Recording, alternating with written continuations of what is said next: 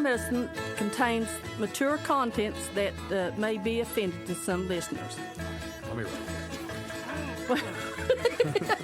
What did I do wrong then? Your all's house is like an oven.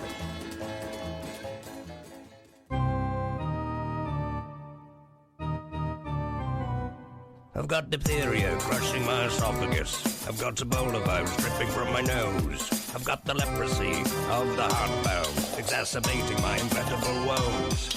I want to take my brain out and blast it with the wave, an ultrasonic, echographic, and a pulsating shave. I want a magic pill for all my ailments, the health equivalent of Citizen Kane. And if I don't get it now in the tablet, I think I'm doomed and I'll have to go insane. I want a requiem for my disease. So I'm paging Dr. Steve. Dr. Steve. It's Weird Medicine, the first and still only uncensored medical show in the history of broadcast radio, now a podcast. I'm Dr. Steve with the mother of my children, Tacie. Hello, Tacie. Hello, Steve.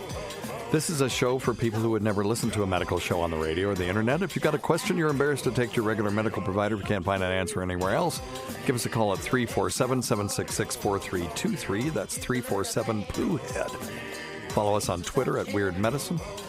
And visit our website at drsteve.com for podcast, medical news, and stuff you can buy, or go to our merchandise store at cafepress.com/weirdmedicine, where we make 35 cents every time you buy something, so don't worry about that. Unless you want a Bristol stool scale mug, which are pretty damn funny if you're going to give it to somebody. They are funny and great gifts. Yep. It's on a mug. You can rate your stool. You can, while you're sitting on the pot, drinking your cup of joe, which is kind of gross. Ooh, that's disgusting. I know it's gross. Most importantly, we are not your medical providers. Take everything you hear with a grain of salt. Oh, look, I just had a number 4. A grain of salt. Don't act on anything you hear on this show without talking it over with your doctor, nurse practitioner, physician assistant, pharmacist, chiropractor, acupuncturist, yoga master, physical therapist, clinical laboratory scientist, registered dietitian, or whatever. All right, very good. Thank you. Do not forget feels.com/fluid. Watch for the ads elsewhere in some of these shows. And check out stuff.drsteve.com, stuff.drsteve.com for all of your Amazon needs. Stuff.drsteve.com. And Noom. Still doing Noom. Love it. I have a new counselor, and I like her. I liked my old one, but I somehow she just disappeared without saying goodbye, so I have a new one. Oh. But she's very nice. Good. And we're going on vacation last year. I said, oh, to hell with Noom last year, and I gained 10 pounds. I don't want to do that this year, so I'm taking Noom with me, and I'm taking my my scale, and I'm just going to try to be at the beach and not gain a crap load of weight. And you know what it is? It's beer. When I drink a bunch of beer, I gain weight, period. Mm-hmm. So it's going to be... sober days. It's don't get all excited. It's going to be vodka and diet tonic days. Oh. With a little spritz of lime juice. Not bad.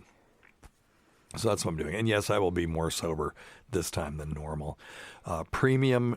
Also, we're bringing one of Liam's friends, and I don't want to act like an idiot in front of him. No. So that will entice me to have some accountability, because I don't want him going back to his mom and going, God. That sweet woman. Yep. Mm-hmm. Yep. Dr. Steve is, jeez, what the hell's wrong with them? Okay, so we don't want that. But Noom.drsteve.com, Noom.drsteve.com. It's not a diet. It's a psychology app. You can hit your ideal body weight. You have a counselor. You log your food. There's no points. And you do these little mini modules every day, and it changes your relationship with food, period. And with other things, too, for the better, I may say. So, Noom.drsteve.com for 2 weeks free. Just try it for free. You download it using that code, and you get 2 weeks free. And then if you sign up for it, you get $20 off. And it's only a 3-month program, so it's not like Weight Watchers. You got to pay year after year after year. And you can also go to our website, although I'll be behind in fulfilling these orders, but you can go to the website, and for $30 you can get a face mask as long as they last. I've got a few left. A Weird Medicine face mask. They're horrendously ugly. Well, it's because I'm horrendously ugly and it has my face on it. No. But your face is not green like it is on the mask. True. It looks like looks like I've got a bad hangover. Fluorescent vomit. And but you go to drsteve.com. In the middle of the page, there's a thing that says you can have every show on a thumb drive. It's $30. And if you're in Canada, give me a couple extra bucks, will you? God, Lord, I sent one to Canada today, and I got to do all these customs declarations, and then it costs like 5 times more to send it to Canada. You don't have to, but if you're in Canada, talk to me, and maybe what we could do is give you access to our Dropbox that has all of those things on it, and I don't have to ship you anything. Mm-hmm. And then I can maybe send the mask in an envelope. And then that costs like $2 to do that. Anyway, so drsteve.com for that. And then check out Dr. Scott's website at simplyherbals.net while it's still going. All right. Why don't we talk about what everybody is talking about is remdesivir and COVID-19. So Gilead Sciences that created remdesivir, which is a nucleotide analog. And so when the virus is trying to reproduce its genetic material, it thinks that this is a building block, and it's not. So it incorporates it, and then it just stops, and so that the whole thing fails. Because this stupid virus also codes for an error-checking device. It has an error-checking device that goes through the RNA to make sure it's being created properly. How insane is that? It's scary. It has this set of proteins, and they go and they walk down the RNA to make sure that it's being coded properly. And, these things are just little nano machines. They're machines made out of protein. They reproduce for no discernible reason. They just reproduce just to reproduce. Matter of fact, they have no purpose. That's what we call a teleological argument. There's no purpose. They just can. They just do. And to no end. And we could live in concert with them if they just wouldn't make us sick. But because they do make us sick, we're going to have to declare war on them. There was another story this week about a new H1N1 influenza that was detected in China that has the ability to very rapidly attach itself to human epithelial cells. Those are the cells lining the airways and other places. And therefore, these clickbait, a potential pandemic. Maybe, we have a travel ban. I think just about every country has a travel ban with China. And China right now doesn't want anything coming in, so they've got travel bans themselves.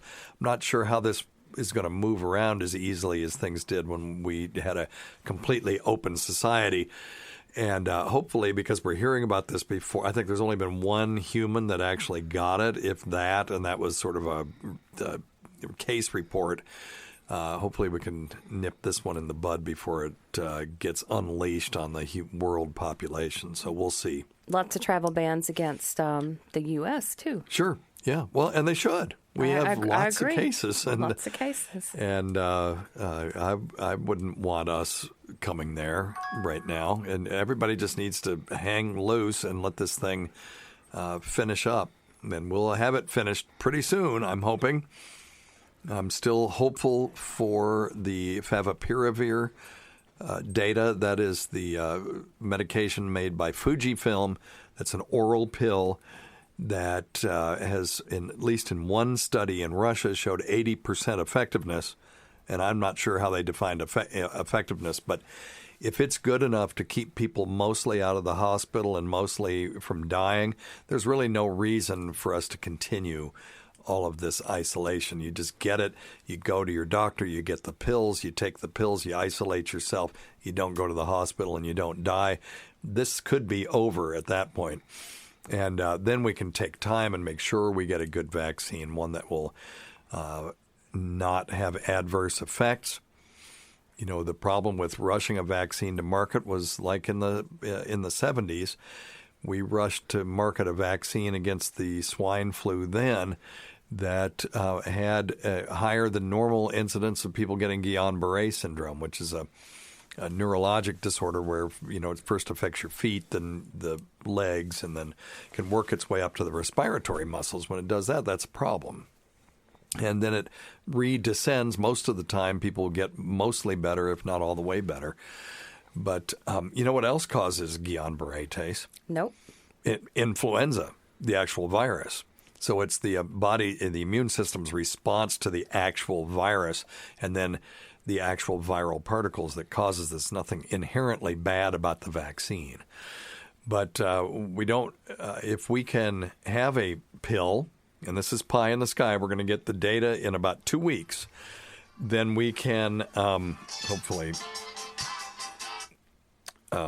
hopefully we can be done with this for the most part, and then leisurely finally get a coronavirus vaccine that actually works.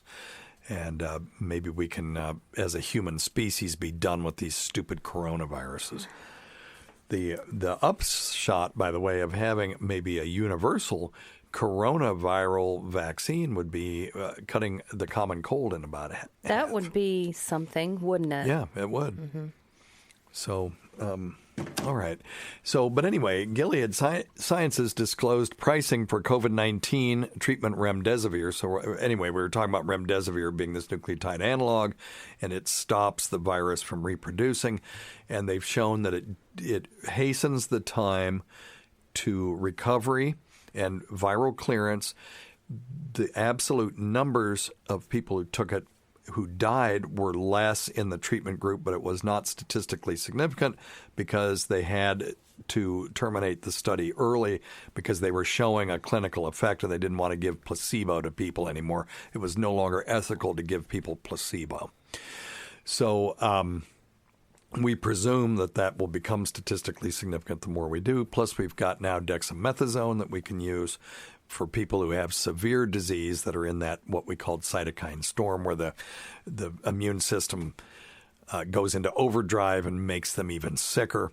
And dexamethasone, dirt cheap, a couple of bucks a dose. Well, one of my earliest COVID-19 situation reports on YouTube. And by the way, go watch those. Just go to the Laugh Button channel and look for the playlists, and we're one of the playlists.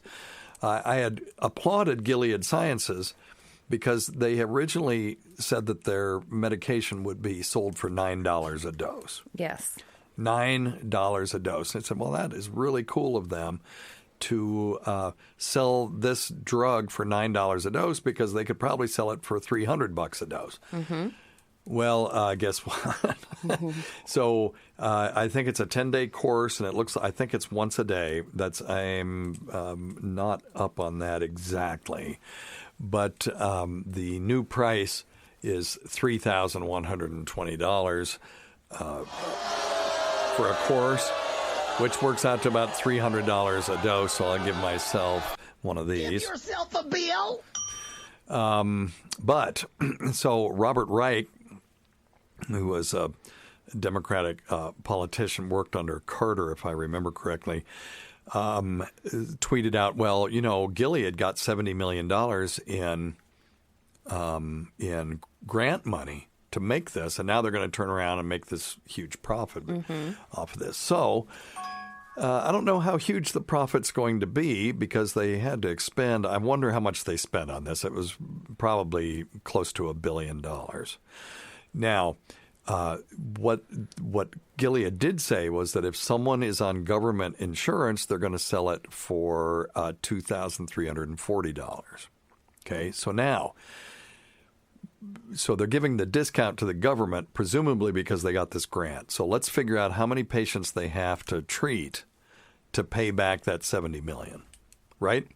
So if you would, Tace, or we could ask Echo to do it.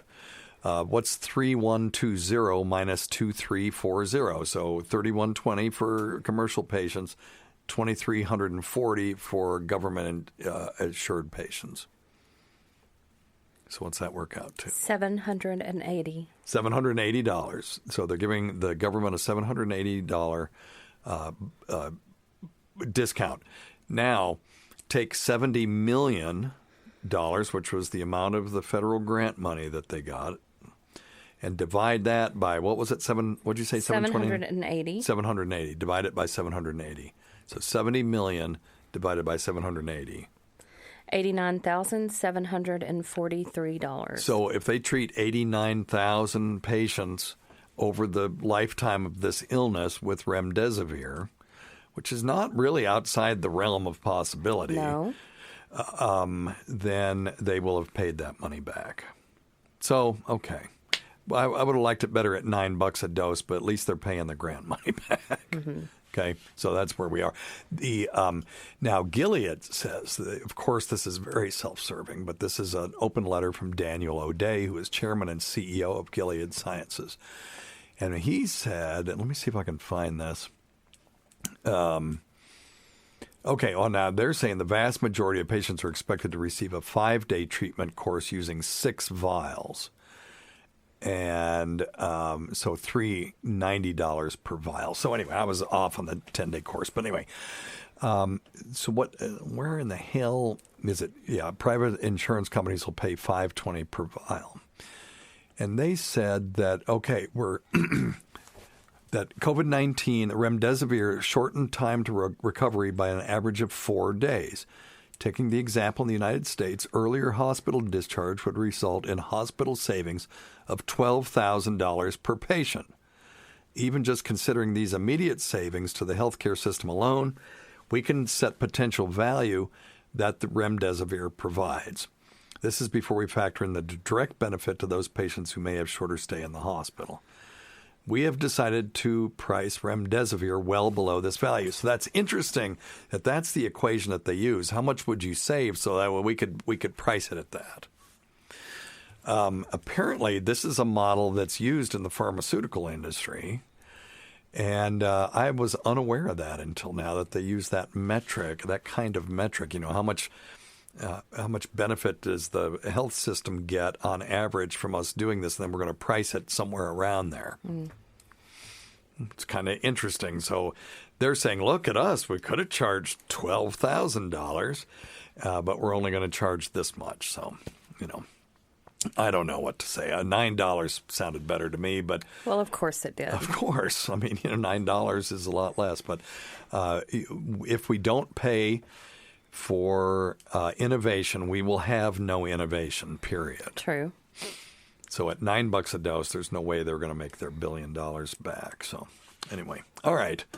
A couple of vaccines are showing promise. The Oxford vaccine is in phase 3 trials. So right now, Motley Fool, which is a financial website, is looking at the Oxford vaccine and saying that they feel that they're probably in the best position to get to market first. But that's as long as the vaccine is proven safe and effective. And then Moderna's messenger RNA. Yeah, if you remember last time we talked about that one, that's a weird vaccine where you're actually injecting the instructions for the body to make the protein that then the body then makes antibodies to. Oh, that's cool. Yeah, so you're injecting messenger RNA that gets incorporated in the cells. And what messenger RNA does is transcription RNA comes and makes proteins off of those instructions. And this messenger RNA strand codes for the spike protein of the coronavirus, particularly the SARS-CoV-2 protein that attaches to the ACE2 receptors in the body. I really like, by the way, our audience, because they've been listening long enough, we can just throw out jargon like that and they actually know what we're talking about. So it's very good. So I'll give our audience. Oh, no, not that one. Oh. This one. There we go. Sorry. So, yeah, and that is just cool as hell. And it more closely mimics an infection. If you just inject the proteins and then they're gone, that doesn't act like an infection. But if you inject messenger RNA and then the body starts making these proteins and releasing them from cells, it seems more like a true infection. It may give you better immunity. So that is cool. Looking forward to that. So anyway, all right. We've got a lot of – you and I are going on vacation to a state that if we lived in New York, if we went on vacation to this state, we would have to quarantine ourselves for 2 weeks when we came back. Actually, Tennessee is on that list, too. I just saw that. Mm-hmm. Yeah. So there you go. So we're going to go and just be very careful. Very careful. And we're going to try to have a good time. And if it sucks, we'll come home where all our stuff is. Because you can shelter in place. Yeah, well, you can shelter in place at the beach. Yeah, but all my stuff is here if I've got to just be holed up in the house. So it'd be interesting if they close the beaches, what kind of effing beach trip this will be. But it won't be work, even though they'll still call me anyway. Mm-hmm. You and I were in Jamaica once. And I remember having to go to the hotel lobby, which was the only place they had Wi-Fi, so I could Skype back. Because this was before international plans and stuff. I had no way to call back. I remember that. Yeah. Well, anyway. But I don't have anything to say about it. That's okay. That's fine. It's nothing to say. I just remember it. All right. So I would like to see this end as quickly as possible. I would too. And I believe it will. Getting so old. It is. It's kind of irritating. It's really irritating. All right. Number one thing, don't take advice from some asshole on the radio. Well, let's take some questions. Okay. Here's a non-COVID-19 question. Oh, how exciting. Uh-oh. Oh, no. Okay. No. Okay, here we go. What about butt? I've been What? putting stuff in mine lately. Yeah, it's kind of nice. Nothing too crazy. But, yeah, it feels good. Feels nice. Can't do any damage. I imagine it could. Went too far, lost something up there, but that's not what I'm planning on doing. But anyway. Okay, I think I'm deciphering this. I also have a very powerful shower nozzle that I can stream water straight up there to clean it out. I do this occasionally. Like, lately I've been doing it till it gets really hard to hold in. So it feels like I got to blow. So then I sit on the toilet and just evacuate some brown water there.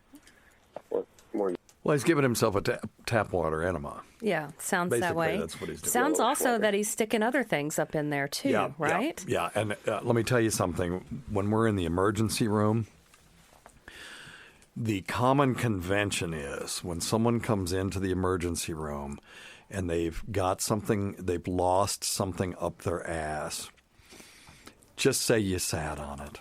We all know you didn't, but everyone will just accept that fiction. Mm-hmm. That way you can sort of save some face and nobody has to explore your interesting, hobby any further. You just sat on it. I sat on it. I don't know what happened. Might be something good just to stop altogether, though. Yeah. Well, in my opinion. Some people like it, but there are toys that they make that are designed for ass play. I recommend, if you're going to do this at all, lots of lube, go slow, and go low and go slow, and you only use things that are made to go up into your rectum, because you can lose it. And you think you never will, but if it's got any kind of rounded edge on it that you're holding in your hand, you're going to go bloop. Because if you've ever used a suppository, you shove it in with your finger, and then all of a sudden the ass kind of goes, it just grabs it and takes it the rest of the way. There are muscles in there that will close, and anything that's rounded, it's got a rounded edge on it. If they can get on the other side of that, those muscles will close, and it will go right up into your rectum. Oh. So, and the same for people who are doing urethral sounding too. Urethral sounding can have adverse effects. What is that? That's where they take, you know what sounding is, right? If you're in so when we go with Captain Mike. Yes. And he has that stick that's got has the depth on it. Mm-hmm. And you stick it in the creek to see where you are with regard to the depth and where the tide is and all that stuff. That's called sounding. So people will do that in their urethra too. They will take a rigid rod and stick it in their cock hole and then right down the urethra into the bladder. And some people get pleasure out of that. Wow. I have seen people do this with a glass rod. I do not recommend that because when it breaks, it will lacerate your urethra. And then what happens is, then when you lacerate your urethra like that, they have to fillet open your penis and then, to sew it back up again. It sounds like I'm getting choked up because I'm emotional about this, but it's just my allergies. Did you get nailed by this sandstorm? Yes, I did. Oh, my goodness. Yes. Is it over? I don't know. I don't think so. I'm still having some effects from it. And it still looks so hazy outside? It's been crazy. Well, I thought that was, I thought they were nuts, but that was a real thing. Yeah, where we are in the mountains, you couldn't see from one mountain to another. We had a true, and by the time it got here, of course, all the sand was gone. All that's left is the very minute particulate dust. Because any sand that got blown into the air just came to the ground. But anyway, it's horrible. It is horrible. All right. So, yeah, go easy with sticking things in orifices. I'm not a namby-pamby, just say no type person. Do what you like, but be safe. You got to be safe. And a light bulb does not belong up your ass.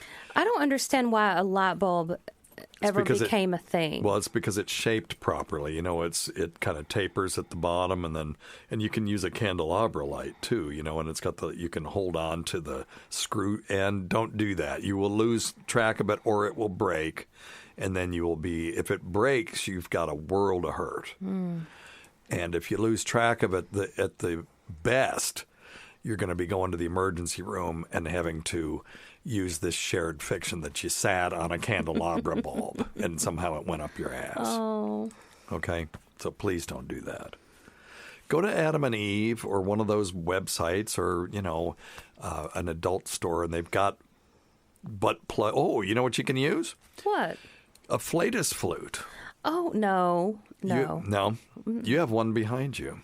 Flatusflute.com. I think they're still doing their thing. Let me see. Let's look. Are you sure that's safe to do that with? Well, it says it's a butt plug. I never knew that. Yeah, that's what it's for. The Flatus flute is a whistling butt plug. Let me see. Yep, the website's still up. And there's a picture of me looking like the Ren and Stimpy artist did it. That was Son of Fritz did the artwork. And it looks sort of like a Ren and Stimpy cartoon. And there's a big hairy ass in the foreground. And then it's farting musical notes into my face. And then I have a big smile on my face like it's the most wonderful thing in the world. So check out flatusflute.com and tell them your old pal Dr. Steve sent you. I have nothing to do with them. I told them it was okay if they put my face on there, though, because I thought it was hilarious. Do you remember the year we gave those at that Christmas party? Yes. So Tacie had all these friends. They were all, nano and octo and septuagenarians. Yes. And they had one of those Christmas parties where you exchange gifts and you could steal from other people and all this stuff. And I'm sure they had some racist name for it because that's just how they are. But and then but they were very surprised when they received a box of Flatus flutes. So anyway, all right. Also, get a bidet. Oh, so get a bidet. Also, don't shoot water up your ass under pressure either. That can cause some problems if it balloons.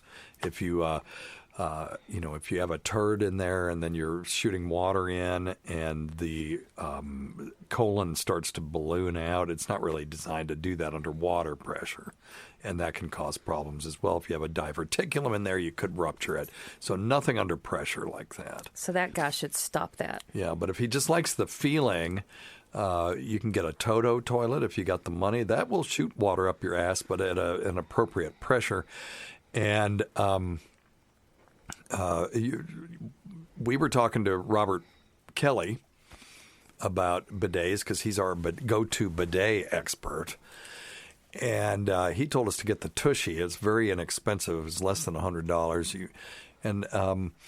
The one we got didn't have any fancy stuff on it because we don't have hot and cold water next to our toilet, and we don't have electricity. So if you want warmed water, you need either one that uses electricity to warm the water, or you need a warm water outlet next to it. But this one was just pure cold water. The cold water does not bother me. No, me neither. It feels good. After a big hot turd passes through there, cold water feels pretty good. It's amazing how good it feels. How clean you feel. Yes. Yeah, because usually I try to train myself, and this is more than you need to know because you're my spouse. I would prefer to imagine that you never evacuate your bowels ever, and that honey, I don't, and that you would think the same of me. But the fact is, I do, and I have my bowels trained so every morning they'll go, and then I just jump in the shower after that. I'll do a little light cleanup and then jump in the shower. But on the times when that isn't effective, this bidet is awesome. And it kind of sluices up it sluices through. I thought it would shoot from below, but it doesn't. It shoots from behind and then through the ass crack itself, like sort of an upside-down river, right? Mm-hmm. Yes. Is that how you would describe that? Yeah. Mm-hmm. And you feel quite amazing afterward. Now, it doesn't seem to do anything for urine, but that's no big deal. Who cares about that? Yeah. For a woman, you'd have to have one that shoots you from the front. And then you'd just be sitting on the pot all day. So. Oh, yes. All right. So get a bidet. Oh, we originally thought about getting bidet because we couldn't find any toilet paper in the store. Now the shortage seems to have abated significantly. I made a score today. Did you? Excellent. All right. Okie doke. Today's episode is brought to you by Angie. Angie has made it easier than ever to connect with skilled professionals to get all your jobs and projects done well. Let me tell you, there's the version of it where you try to do something at home, and then there's a version of it where you have someone help you, you watch them do it the right way, and you go, thank God I didn't try to do that myself. I have fully done things around the home that I think look good, and then a bang in the night, and I wake up to a shelf collapsing, a painting falling off the wall. I've seen it all go south. I own a home, and I can tell you, I know how much work it can take. Whether it's everyday maintenance and repairs or making dream projects a reality, it can be hard just to know where to start. But now all you need to do is Angie that and find a skilled local pro who will deliver the quality and expertise you need. Whatever your home project, big or small, indoor or outdoor, you can Angie that and connect with skilled professionals to get the project done well. Right now, one of my wish lists is I want a bike for my condo in Milwaukee, and I would love to rig it up on a pulley in the ceiling because I have one of those lofted ceilings, but I'm so scared to try that on my own. Angie has 20 years of home experience, and they've combined it with new tools to simplify the whole process. Bring them your project online or with the Angie app. Answer a few questions and Angie can handle the rest from start to finish, or help you compare quotes from multiple pros and connect instantly, which means you can take care of any home project in just a few taps. Because when it comes to getting the most out of your home, you can do this when you Angie that. Download the free Angie mobile app today or visit Angie.com. That's ANGI.com. Dr. Steve, it's Jim Norton. Hello, Here's Jim. what I wanted to ask you. Yes. Why are there surges happening all over the country, but not in New York where they were protesting? Why in certain places, not in other places? Yeah. Florida, Arizona. How come we're only seeing selective surging? Okay. It may be, that's an excellent question. Thank you, Jim. I'll give you, you know what I should do? I'll give him one of these. Give yourself a bill. So, it may be an illusion. There may be, okay, so you see people on the streets in New York and other places, shoulder to shoulder, exercising their right to peaceful assembly for the most part. And we don't seem to see any consequences as far as COVID is concerned from that. Of course, it takes 5 days to 11 days to display symptoms, and then another 5 to 11 days to end up in the hospital, and then up to 55 days to die from it. So we may not be in that time frame quite yet where we're seeing a big surge in hospitalizations. The other thing is the age group in those protests tended to be very young compared to me anyway. And the youth, two things. Young people aren't as affected by this. They don't die as much. They don't end up in the hospital, although they do, all of those things, but not nearly at the rate of people my age and older. And also, they tend not to go to the doctor. Exactly. But they also tend to spread it. Yes. So it may be rampant, and we just don't know it because they're not presenting for testing. They're not presenting for symptoms. They're only showing up when they get sick enough to go to the hospital, and then we see a small spike in that, but that's all we're seeing. So you would think, that would be though, my guess. That some of their elderly family members or friends would be going to the hospital. Yeah, if they have any of those, a lot of those. When I was that age, I didn't. I wasn't going to hang out with the man. I wanted to move out and live with my friends. So I didn't see my parents except on Thanksgiving and Christmas. So I know we have two that are going to be exactly like that. But we like each other's company, right? Yes, we do. Okay. Well, you and I do. I don't know about them anymore. Yeah, no, I mean, Yeah, no, they're 17 and 15.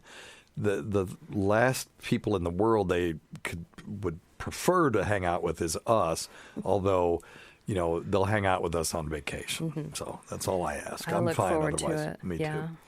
All right. Dr. Steve. Yes. It's Marcus from North Carolina. Hey, Marcus. They just made it fucking mandatory for me to wear a goddamn mask. Right. Fucking stupid. Okay. I got a behavioral issue because wearing a mask turns me into a fucking asshole. Turns you into one? Enough for me to not wear that goddamn mask. Thanks. Yeah. So Marcus's argument is, if I wear a mask, it turns me into an effing a-hole, and that makes me not want to wear the mask. Okay. So I've seen this, wearing a mask is a free speech issue. A lot of people said that same crap about seatbelts, too. There's a reason why they can require people to wear seatbelts. And the reason is that, it's a freedom, you have freedom not to wear one, but they can require you to wear it to the point that they will fine you legally,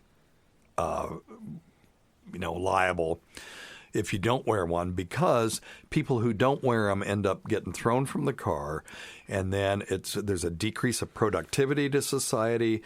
There is a decrease to, there is an increase to cost to society, and medical bills that some have to be subsidized and stuff like that.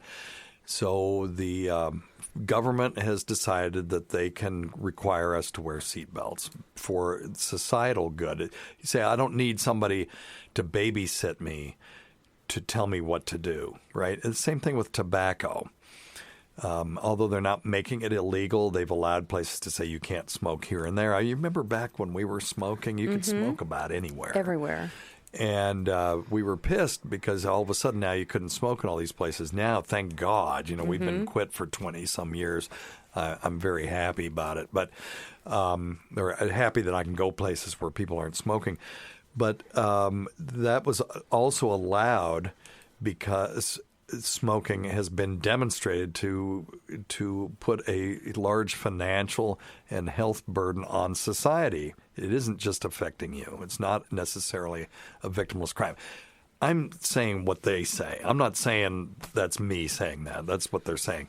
So I think they can use the same argument with mask wearing. If they can demonstrate, which I think they have because we talked about it last show and on this last COVID sit rep on the Laugh Button channel, that wearing masks prevents transmission, even if it's 10%. With the 2 million cases, that's 200,000 cases, right? Mm-hmm. Yeah, that would have been prevented, and about 12,000 deaths so far. Yeah. that could have been prevented, even if it's just 10%. And the evidence shows that it's more than that. It's not for you, it's for other people. Right.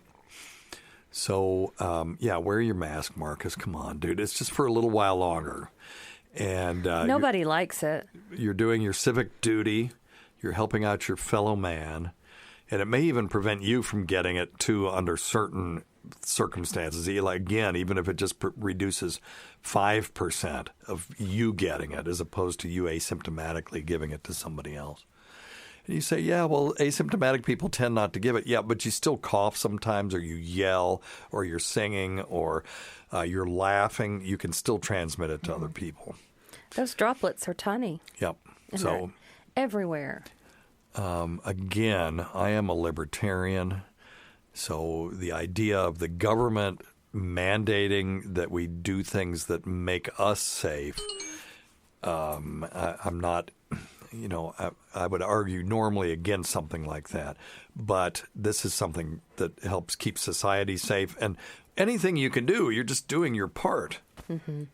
It's not a fiction that wearing a mask is helpful to society to decrease transmission of this disease. It's not a fiction. It's very politicized right now. And I was in the grocery store today, and I was just looking at the people who didn't have one on, what is your deal? Yeah, I know.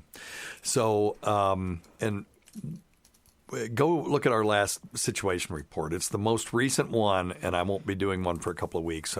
But I went over the study. I don't want to bore you with it today because it's pretty dry. But the study that looked at a bunch of different mask studies and mushed the data together and found that mask wearing is actually quite effective to prevent the spread of this disease. So there you go. All right.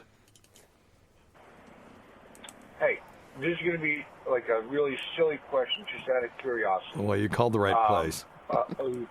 If a mosquito bites somebody with, that's corona positive. Yep. And then, he goes half a block and bites me.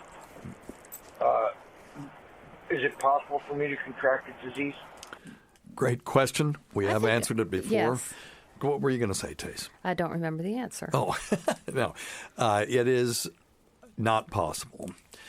There's not been a single case of COVID-19 being transmitted by mosquitoes. And the reason is it doesn't work the way that we think it does. So when the mosquitoes transmit Zika, the mosquito is actually infected with Zika. When they transmit malaria, they're infected with the malaria. The malaria lives in the mosquito's stomach and then gets regurgitated into the bloodstream when they bite somebody.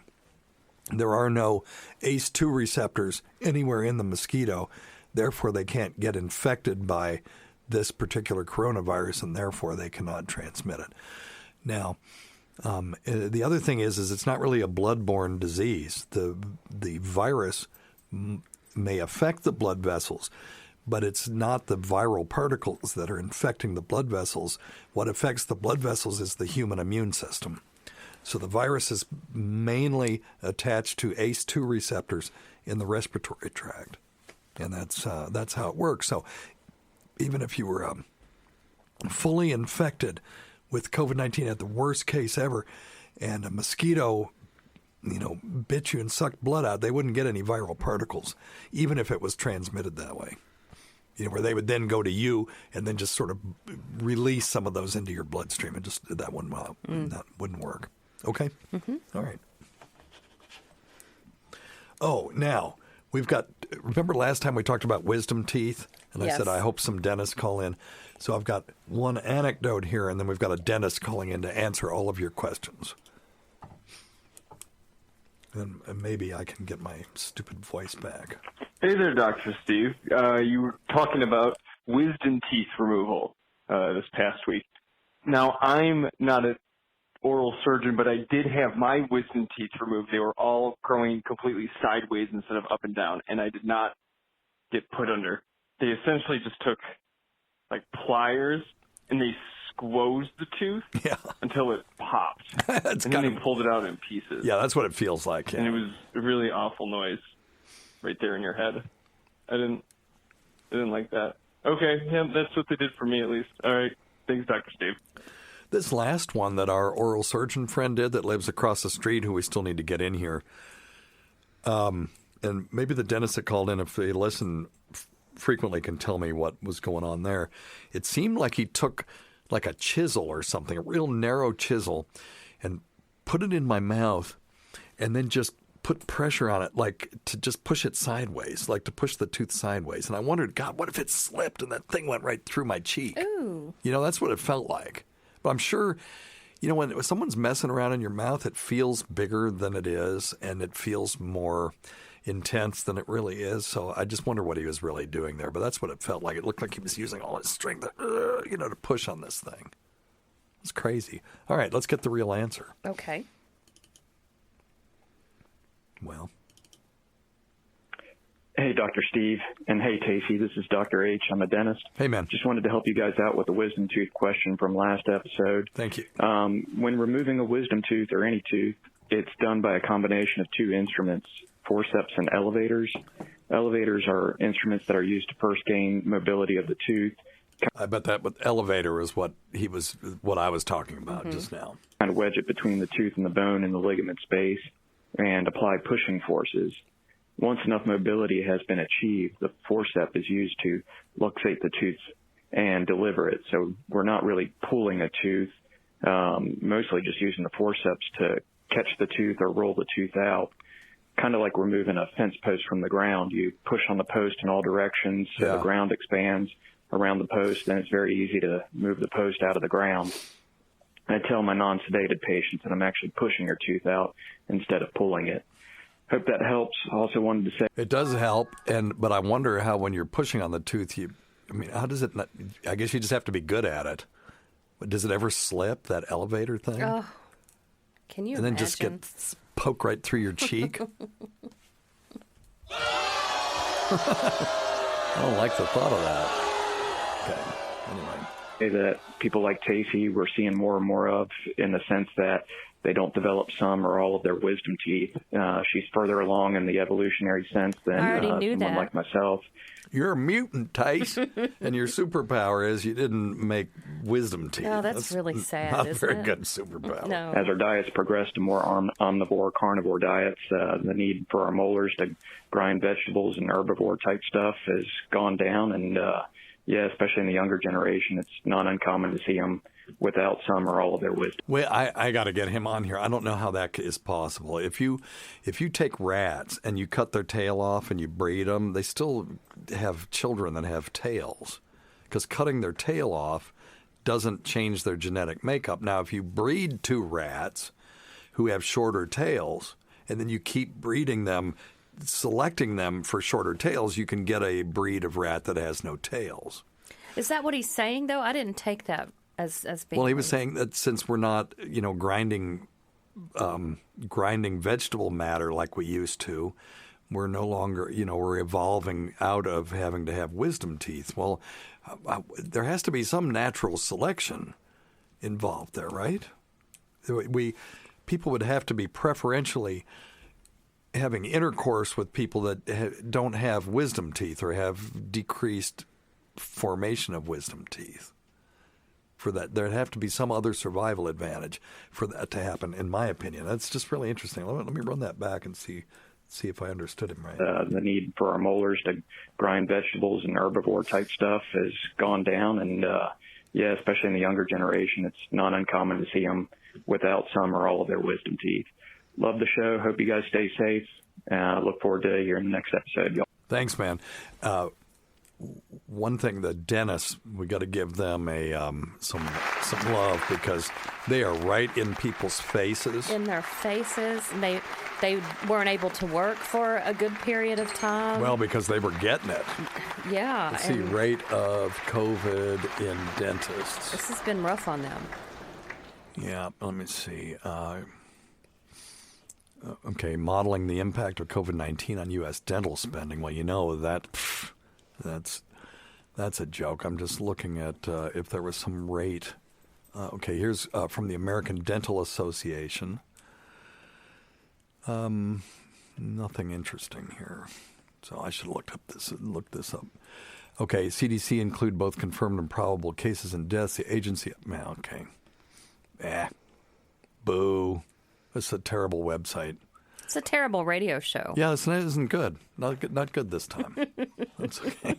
All right. Well, we got the answer to the wisdom teeth thing. I think that's interesting. All right.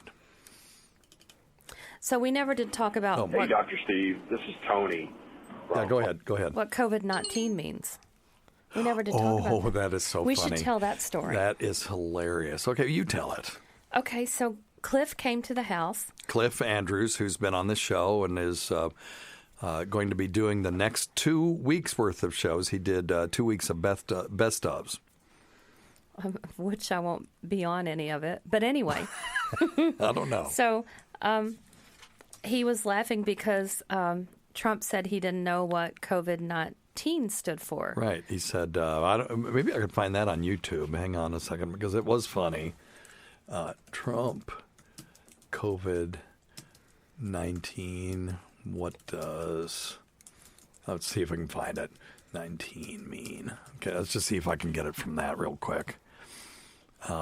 Because it was... That's funny, but he was making fun. Oh, here it is. Okay, here we go. I think I found it. Come on now.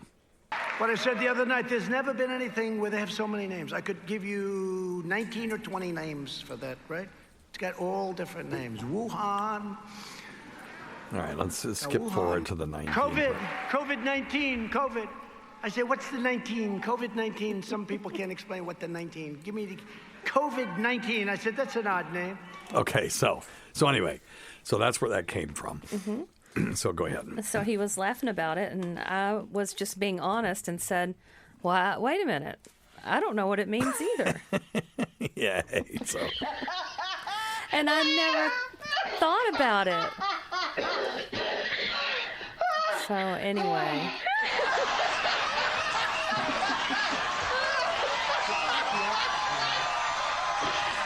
All right. That made me feel better in a way. I think you weren't the only one. Really? I mean, Well, it was like, you remember Gary Johnson?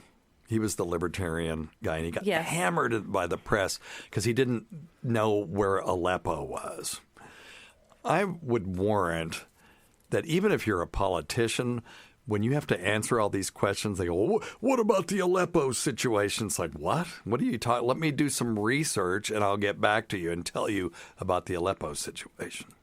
You know, it's in Syria. I know that, but, you know, I think most also people do don't not know that. where Aleppo is. Yeah, there you go. Find it on a map. So I did think that was funny, though.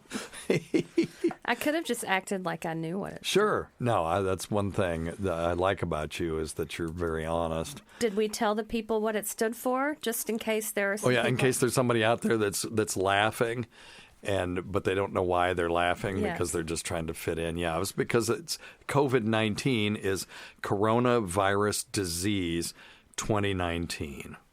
There you go. Give yourself a bill. So everybody now, those same people are going, oh, I knew that. Yeah.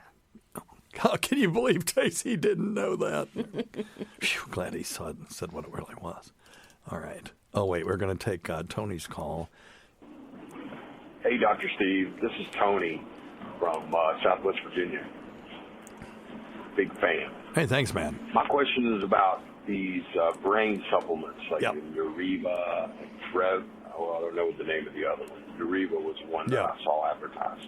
Do these things help? Well, whenever you're talking about things like this, you got to say help for what? So some of these nootropics have some data behind them that shows that they improve executive reasoning or something like that. You got to define, well, what is that? You know, if it's people ordering blocks together. I know that when I was in a nootropic study in medical school, they gave me dexamphetamine as one of the arms of the study. And when the guy came in, all of a sudden I could do groups of 10 numbers forward and backward, you know?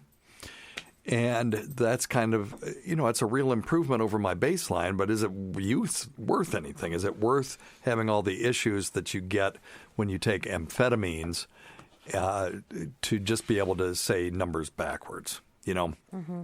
So we've only got 57 seconds. Go ahead and say what you're going to say. So just like doing Duolingo every day, does that help your brain? Yeah, I don't know. I mean, it can't hurt it. You would think it would. It's supposed to, and there is some data out there that says that you can fend off some severity of dementia by doing things like that, like learning a new language or doing those brain puzzles and stuff like that. Mm-hmm. We'll talk more about nootropics next time. Will you make a note? And when we come back in 3 weeks... I don't know how to spell it. Nootropic. And then we'll talk about that because one of them is Provigil. And I know there's some data on performance enhancement with that medication. Yes. And Provigil is kind of interesting because it is crazy expensive. Its generic name is modafinil. And it is, it's really, really expensive. Mm-hmm. I think it's like $800 a month even. Is it generic yet? Do you know? Is there a site that you can look at to see if it's generic? Or if it's gone off patent, is modafinil generic? Let's see what it says. Well, I don't know. So I can't... Oh, it is available as a generic medication. Okay, so let's say generic modafinil cost, and it is still... dang! $667 a month. That's crazy. So it's a lot of money. There is a prodrug called adrafinil that actually is... You can buy it over the counter. And but I don't have good data on whether what the dose you would have to take to get an equivalent dose of modafinil. I'm not advocating that anybody fiddle around with this, but it's a prodrug, meaning that when you take it, the liver converts it into modafinil, but it's a tenth of the price. But we'll do some research on that if you'll remind me. Okay. And we'll look into all of these nootropics for next show. I think that'd be a good one to do because Joe Rogan talks about it all the time. I have a lot of respect for Joe, but not necessarily as a scientific researcher. So, we'll look into it and see. And if there's something there, then we'll bring that information to you. Didn't Nuvigil come out after Provigil? That is correct. Okay. Yeah. So Provigil probably is generic. Yeah, and so Nuvigil was basically, I think it may be either a prodrug or another. We'll find out. I'm not an expert on Nuvigil by any means, but I will be by next time. So we can't forget Rob Sprance, Bob Kelly, Greg Hughes, Anthony Cumia, Jim Norton, Travis Teft, Lewis Johnson, Paul Ovcharsky, Eric Nagel, Roland Campos, Sam Roberts, Pat Duffy, Dennis Falcone, Matt from the Syndicate, Ron Bennington, and Fez Watley, whose support of this show has never gone unappreciated. Listen to our SiriusXM show on the Faction Talk channel, SiriusXM channel 103, Saturdays at 8 p.m. Eastern, Sunday at 5 p.m. Eastern, on demand, and other times at Jim McClure's pleasure. And by the way, Tace, if we ever want to embed a message just for the hardcore listeners, we put it in this, because most people, when they hear me say we can't forget Rob Sprance, click, they go to the next podcast. Mm-hmm. I would. Myrtle and Ermeline had a little discussion at the end of, I guess, last podcast. Oh, no. And like 2 people actually heard it. So I know who the hardcore listeners are. So if we ever want to embed something in... Okay. We don't have to whisper. We just say it because the hardcore people will hear it. Okay. I can't think of anything interesting to say right now, but if we have something like that... No, we're not doing anything interesting today. We've already proven that. No. We're just phoning it in. You're absolutely right. Many thanks to our listeners whose voicemail and topic ideas make this job very easy. Go to our website at drsteve.com for schedules and podcasts, other crap. Until next time, check your stupid nuts for lumps. Quit smoking, get off your asses, and get some exercise. We'll see you in 1 week for the next edition of Weird Medicine. Thanks, Tace. Goodbye, everybody. Let's go on vacation. Yeah, let's do it.